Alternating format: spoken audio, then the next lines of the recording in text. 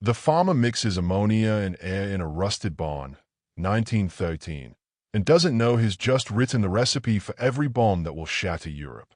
His name is erased from textbooks, but his molecules will rain fire on 3 continents. You're standing in a munitions factory outside London, 1916. The shells stacked floor to ceiling, each one packed with TNT, each one screaming for a key ingredient nobody can find. Nitrogen, the atom that makes explosives explode. And Britain's running out. Fast. The blockade's choking Germany, sure, but it's strangling the Allies too. Because every detonator, every grenade, every howitzer shell needs nitrogen. And the only source, guano, bird shit scraped off Chilean cliffs, shipped across U-boat-infested seas. One torpedo and your entire war effort sinks with the freighter. The generals don't talk about it in the briefings. But in the back rooms, the whispers are ice. We're 6 months from losing because we can't blow anything up. The irony's going to kill millions. But first, it starts with one stubborn German who refuses to believe air is useless. Cut back 3 years. Bavaria. A sunburned agronomist named Fritz Haber is trying to save German wheat fields, not armies. Crops are dying. Soil's depleted. Farmers are screaming for fertilizer, nitrogen fertilizer. But natural deposits are oceans away, and Germany's got none. Haber's obsessed. He locks himself in a lab with furnaces and iron catalysts, trying to rip nitrogen straight from the air. Everyone calls it impossible. Nitrogen gas is lazy. It doesn't want to bond, doesn't want to react. It just floats. Chemists have tried for decades. All failed. Haber doesn't care. He's got a pressure chamber and a death wish for conventional wisdom. Cranks the heat to 500 degrees Celsius. Crushes air under 200 atmospheres until molecules scream. Adds a pinch of osmium catalyst, rarer than diamonds. Costs a fortune he doesn't have. His colleagues think he's insane. The university threatens to cut his funding. His lab assistant quits, says the pressure will kill them both. And then, a hiss. A drip. Liquid ammonia.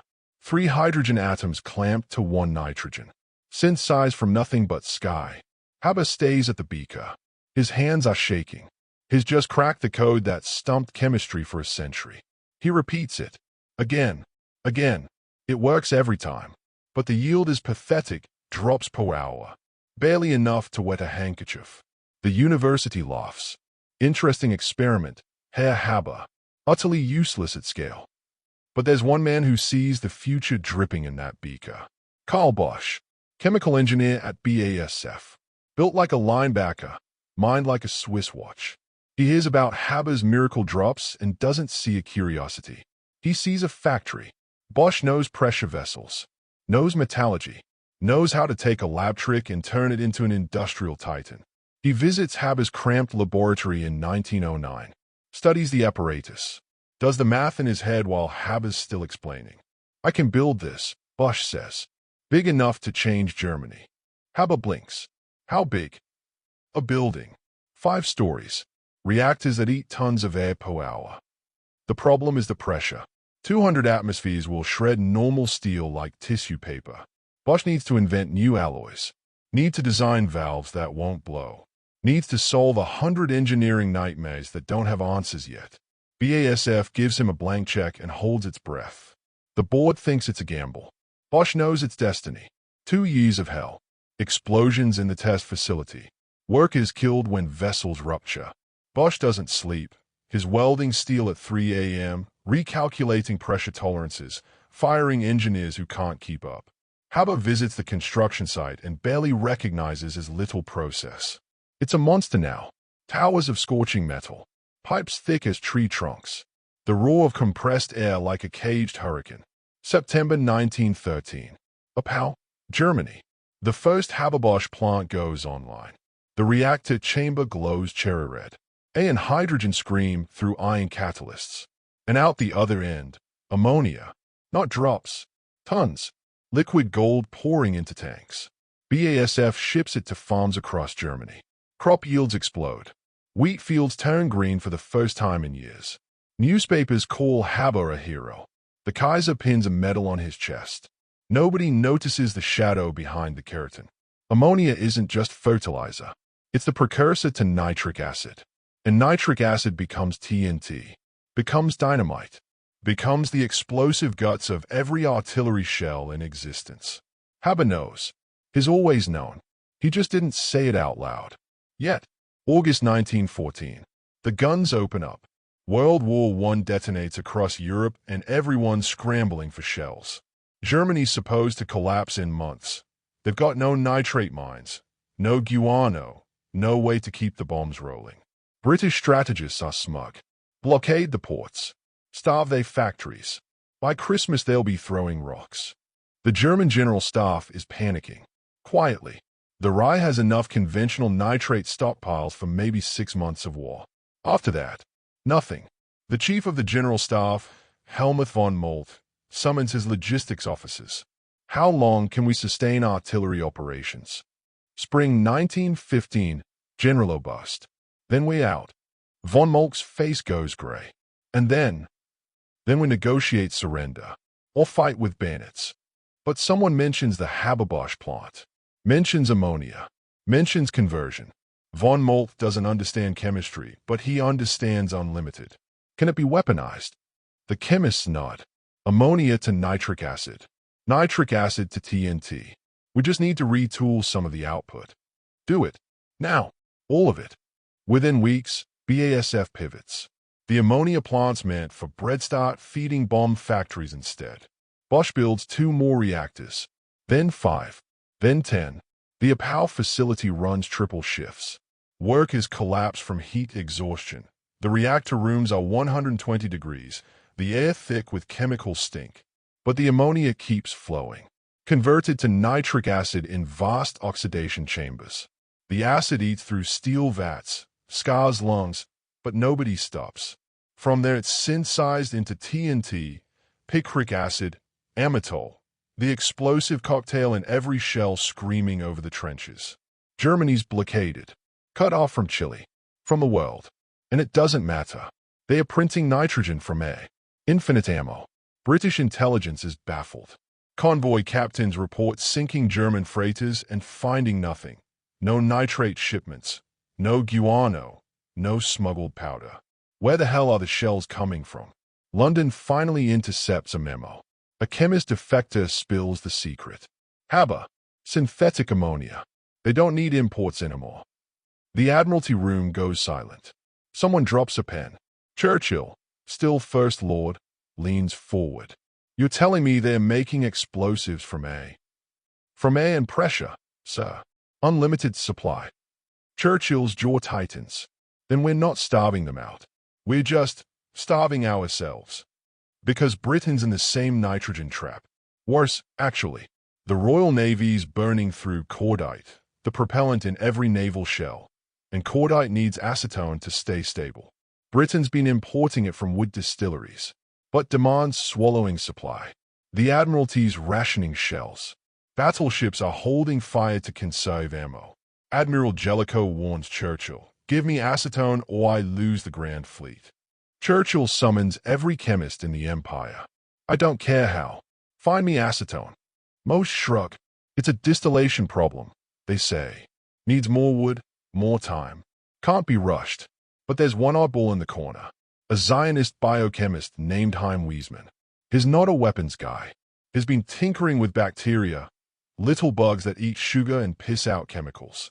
He's got a strain, Clostridium acidobutylicum, that ferments grain into acetone. He discovered it by accident, trying to make synthetic rubber. Never thought about bombs. Churchill doesn't care about accidents. He cares about production. Can you scale it? Weizmann nods slowly. I'd need factories. Grain.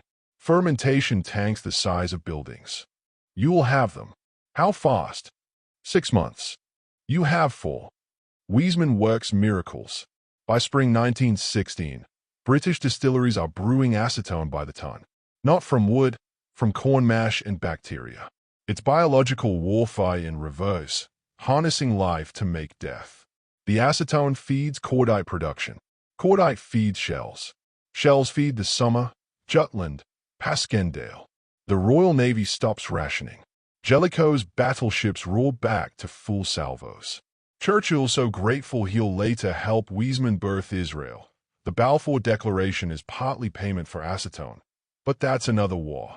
Right now, Britain's learned the lesson Germany learned first. Chemistry is the new cavalry. Whoever controls the molecules controls the battlefield. And everyone's hunting for the same atom. Nitrogen. The Allies finally crack Haber's playbook. Spies smuggle blueprints out of a POW. A captured German engineer talks under interrogation. Defectors whisper about osmium and iron catalysts, about pressure and heat. By 1917, Britain and France are building their own Haber plants. The French erect a facility at Toulouse. The British convert a dye factory in Billingham into an ammonia colossus. Nitrogen synthesis goes global. The Americans join late, but they build fast. DuPont and Hercules Powder Company throw up reactors in months. Muscle Shoals, Alabama becomes an ammonia boomtown. By 1918, the U.S. is churning out thousands of tons. Suddenly, both sides have infinite nitrogen. The trenches turn into a meat grinder fueled by synthetic air. Haber's horrified, not because of the killing, he's already neck-deep in that. His invented chlorine gas for the Kaiser personally supervised the first attack at Ypres in 1915. Watched French soldiers claw their throats out, drowning in their own lungs. His wife, Clara, also a chemist, begs him to stop. "Fritz, this is barbarism. You're murdering civilization." He slaps her. "I'm saving Germany." Clara Haber shoots herself in their garden the next morning. Fritz finds the body, doesn't attend the funeral. He's due at the front to oversee the next gas attack. But Haber's horrified now because his ammonia idea escaped. He thought he'd given Germany an edge, a secret weapon. Instead, he gave the world a loaded pistol and everyone's pointing it at everyone. His process, meant to feed millions, is now the reason millions are starving. Because every grain silo is being turned into a bomb factory. Every farm is a potential munitions plant. The line between life and death is just a valve turned left or right. The shells never stop. Verdun eats 60 million of them in 10 months. The summer, 15 million in the first week. Every single one, German, British, French, packed with nitrogen. Haber taught them to steal from the sky. The guns chew through men and mud, and the only reason they don't run dry is because a farmer's fertilizer formula became a death warrant. You're a British artillery loader at Passchendaele, October 1917. Rain turns the battlefield into a swamp. You're hauling 18-pounder shells from the caisson to the gun. Each one weighs 25 pounds. Each one slick with mud and grease. Your hands are bleeding. The barrel's so hot it's glowing in the dark. You don't think about where the shells come from. Don't think about the Haber plant in Billingham running night shifts to pack these casings. You just load. Fire. Load. Fire. The horizon's a curtain of orange flame. Somewhere out there, German loaders are doing the same thing. Same nitrogen. Same chemistry. Different flag. The mathematics of murder are elegant. One Haber-Bosch plant can produce enough ammonia to make 500,000 artillery shells per year. Germany has 12 plants by 1918. Britain has 8. France has 6. Do the math. The Western Front is eating 10 million shells per month. That's 120 million per year. And every single one traces back to that beaker in Bavaria, 1909. The war ends, not because of tanks or tactics, because Germany's people are starving. The ammonia plants kept the bombs fed, but not the bread. Haber's process is a cruel joke. It can make explosives forever, but it can't make enough food when the whole infrastructure is gutted by blockade. The farms have no labor. Men are dead or crippled. The distribution networks are shattered. Cities are eating sawdust bread. Children are dying of malnutrition by the thousands. Germany collapses from hunger, not firepower. The Kaiser abdicates. The Republic surrenders. Haber's process gave them 4 extra years of war, but it couldn't give them victory. The Allies celebrate. Haber flees. He's stripped of honors, hounded as a war criminal for the gas attacks. France wants him hanged. Britain wants him in chains. The man who saved billions from starvation, his process will feed half the world's population by 2000, is now the most hated chemist alive.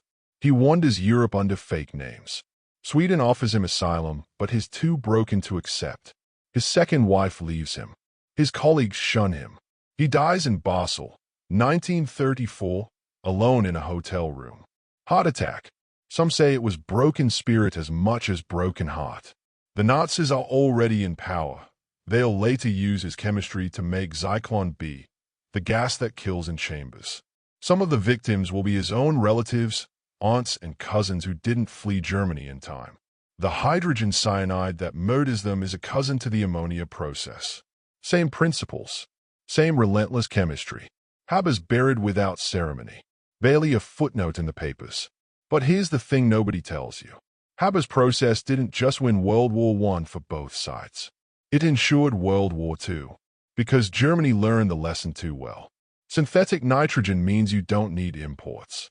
You don't need colonies. You just need coal and air and pressure. You're blockade-proof. Sanction-proof. The world can embargo you and it doesn't matter because you've got atmosphere. So when Hitler rebuilds the Wehrmacht in the 1930s, he doesn't worry about nitrate supplies. He's got Haber's ghost whispering in his reactors. IG Farben, the same BASF that birthed the process, pumps out ammonia for Panzers and Luftwaffe bombs. The Treaty of Versailles crippled Germany's military, sure, but it couldn't touch the Haber plants. Couldn't ban air compression. The Nazis retooled the same facilities that fed World War I. Appau, Luna, Ludwigshafen. The reactors never stopped. They just changed owners. By 1939, Germany's producing more synthetic ammonia than the rest of Europe combined. The Blitzkrieg runs on Haber-Bosch. Every Stuka bomb, every U-boat torpedo, every V-2 rocket warhead. Nitrogen from thin air, weaponized again. The Allies, they are running it too. American Liberty ships haul ammonia-derived explosives across the Atlantic by the millions of tons. British factories synthesize TNT around the clock. The Soviets build Haber plants in the Urals, churning out nitrates for Katyusha rockets. By 1944, the combined Allied air forces are dropping 3 million tons of Haber-borne bombs on Axis cities. Nitrogen from thin air, raining back down as fire. D-Day, June 6, 1944. You're a naval gunner on the USS Texas, anchored off Omaha Beach. Dawn's breaking blood red through the smoke. The order crackles over the intercom. All batteries, open fire. You slam the breech shut on a 14-inch shell. 1,500 pounds of steel and explosive. The gun bucks like a living thing. Your eardrums scream even through the padding. The shell arcs over 6 miles of ocean and slams into a German bunker. The concrete evaporates. The naval bombardment before the landing. 14,000 shells in 40 minutes. Every single one packed with nitrate explosive traced back to that Bavarian lab in 1909. The Nazis fire back with 88mm flak shells. Same source. Haber's molecules are killing both sides. The man's been dead a decade, but his atoms are still fighting. The invasion succeeds. The Allies push inland. By August, they are at the gates of Paris. The liberation is fueled by synthetic nitrogen. Every grenade clearing a building. Every mortar shell covering an advance. Every bomb dropped by a B-17. Haber's fingerprints on every explosion that liberates Europe. The atomic bombs. Fat man, little boy. They need conventional explosives to compress the plutonium core. RDX and TNT mold into precision lenses that crush the nuclear material into criticality. Guess what those explosives are made from? Nitrates. Synthesized via Haber-Bosch at Oak Ridge and Hanford. The Manhattan Project couldn't exist without Fritz Haber's 1909 discovery. The flash over Hiroshima. The mushroom cloud over Nagasaki. Both born from ammonia. August 9, 1945. You're a bombardier in Boxcar, the B-29 carrying Fat Man to Nagasaki. You don't know the plutonium core is wrapped in 5,300 pounds of high explosive. Don't know that explosive is nitrate-based. Don't know it all traces to a German chemist who wanted to feed farms. You just toggle the release. The bomb falls. 4 miles below, 70,000 people are about to become light. The war ends. The world's in ruins. And quietly, without parades, Haber's process does what it was supposed to do. Feeds people.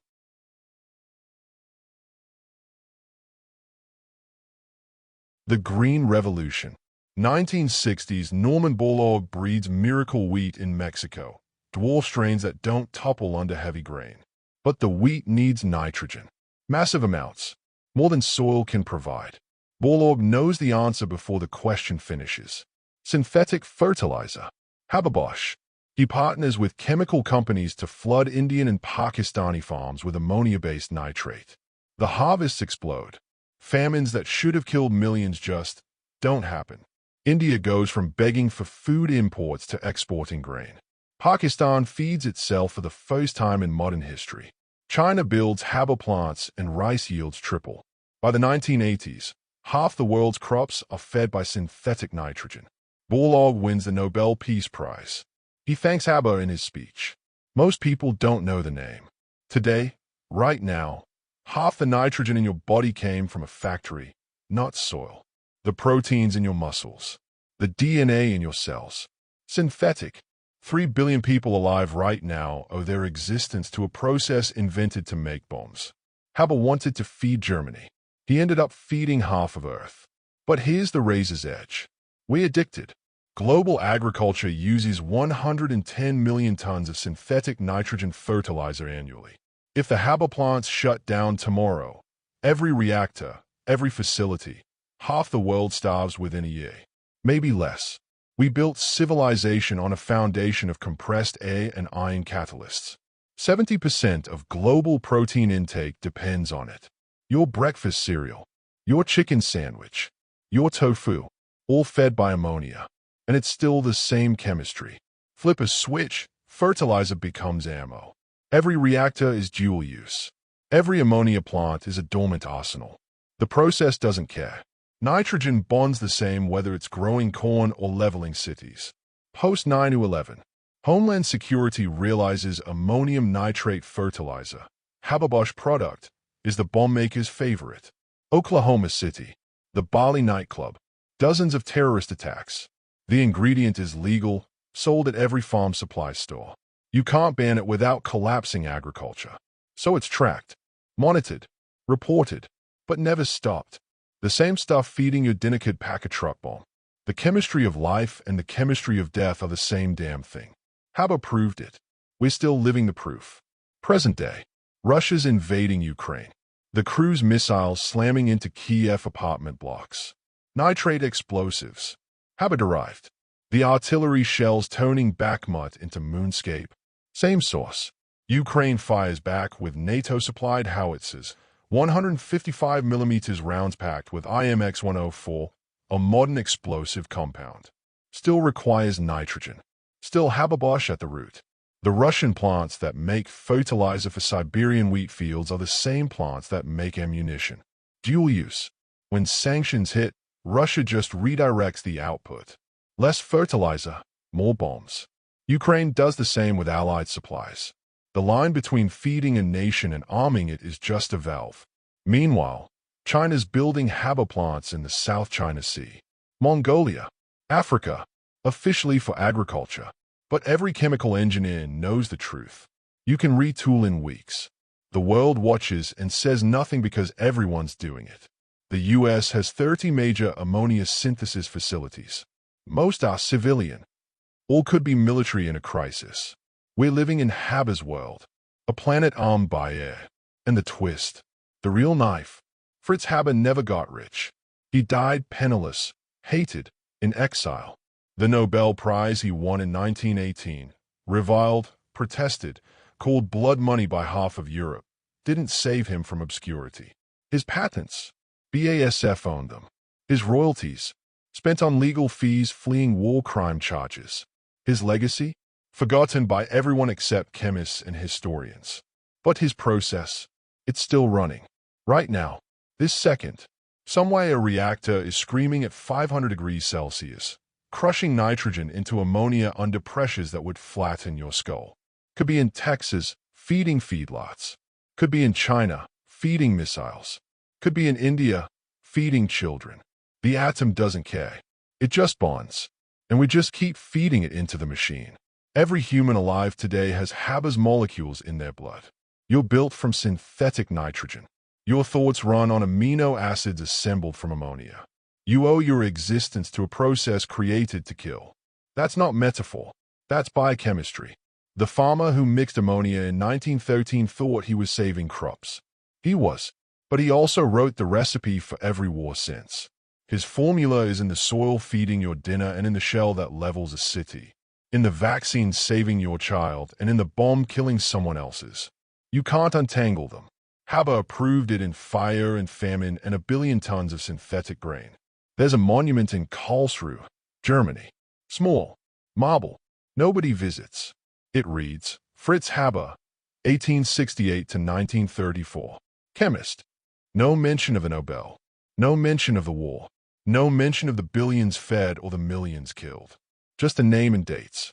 But every spring, when the wheat turns green across Germany, that's his monument. Every shell fired in anger, that's his monument too. He cracked the sky open and gave us a choice. Feed the world or burn it. We chose both. We're still choosing. Every day, every meal, every war. The process doesn't care. It just runs. 500 degrees, 200 atmospheres, nitrogen and hydrogen crushed into submission. Ammonia dripping like liquid lightning. From there it goes left, to the farm, the silo, the bread on your table. Or it goes right, to the factory, the shell, the crater in the street. Same molecule, same chemistry, different valve. And here's the part that keeps strategists awake at night. The next war won't be fought for oil. It'll be fought for ammonia, for the Haber plants. Because whoever controls nitrogen controls food and firepower. You can't sustain a modern nation without it. Can't feed cities. Can't arm armies. The facilities are targets. High value. Irreplaceable. Knock out a country's Haber-Bosch capacity and you don't just cripple their military. You starve their people. Pentagon war games run the scenario every year. China bombs Taiwanese ammonia plants. Russia targets Ukrainian fertilizer factories. The U.S. strikes Iranian synthesis facilities. Every simulation ends the same way.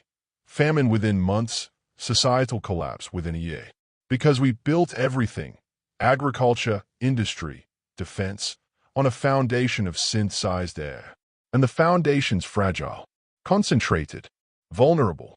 Fritz Haber handed us a gun loaded with infinite bullets. We've been firing it for 110 years. At enemies, at hunger, at the sky itself, trying to squeeze out one more season of growth. And the trigger's still depressed. The war that never ends isn't fought with soldiers. It's fought with molecules. And a farmer's recipe is still loading the guns. You breathe in. Nitrogen fills your lungs. 80% of every breath. Inert. Harmless. Floating. But under enough pressure, enough heat, enough desperation, it becomes everything. Bread and bombs. Life and death. The alpha and omega of human civilization. Synthesized from nothing but A and will. Haber saw it. Cracked it. Couldn't control it. Nobody can. The process is the master now. We're just tending the reactors, turning the valves, choosing left or right. Feed or fight. Build or burn. And the choice keeps coming. Every day. Every harvest. Every conflict. The ammonia keeps dripping. The world keeps turning. And somewhere, in a hotel room in Basel, a dead chemist ghost whispers the truth we can't escape. You can't uninvent the future. You can only decide what to do with it.